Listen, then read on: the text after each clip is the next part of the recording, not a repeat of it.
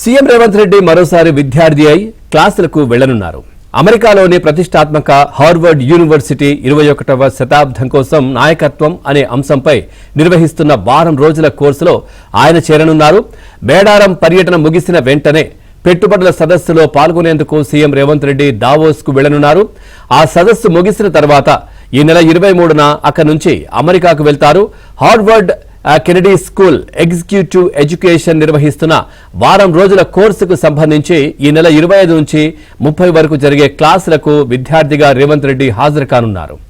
Course ముగిసిన తర్వాత Harvard university అందజేసే సర్టిఫికేట్ను తీసుకుని అమెరికా నుంచి తిరుగు ప్రయాణమవుతారు.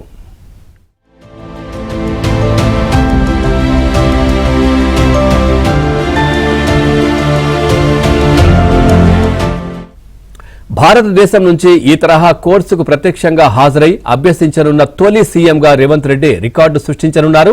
హార్వర్డ్ కెనడీ స్కూల్ నిర్వహిస్తున్న ఈ వారం రోజుల కోర్సు అనుభవజ్ఞులైన నాయకుల కోసం రూపొందించిన ప్రత్యేక శిక్షణా కార్యక్రమం.